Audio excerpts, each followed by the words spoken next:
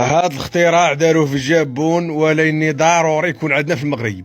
هذا الاختراع سيدي تيكون في الطواليطات حاشاكم، قالك فاش تدخلي تقضي الحاجه تخدمي المزيكا وتزيدي الفوليم باش مي لإخفاء زئير الأسود. إنها تقنية لإخفاء نداء الطبيعة، تخفي صوت وعام رحيم والله يبوك خيجيبوا لك الدي جي، خيجيبوا لي بيفان ويبرونشيو لك العلوه وخا يطلق لك تما الميطال. والله يبوك تزايني.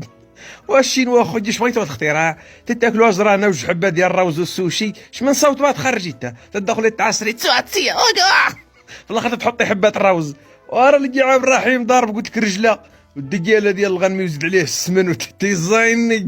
هادشي ديال الناس تيضربوا تفاحه وشلاضه، بنادم خفيف تيدخل تيملصها في اجواء هادئه تتسمعي فاند لاف برايفسي وانت خويا قلت لك ما خليتي ما كليتي وغادي تتلوحي تشارش وراك شنو برايفسي.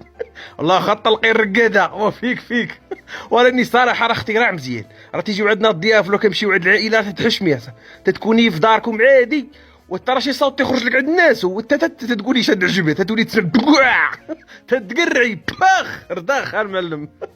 مي شوف بوغ مو شوش دو غابا جوغي با بوزوان لهاد الاختراع، حيت في الفلات ديالي كناكلو هادشي في حاش شي دونك ما كاينلاش، حنا ما كنديروش نويز. عفاريت برايفسي يا ودي عبد الرحيم.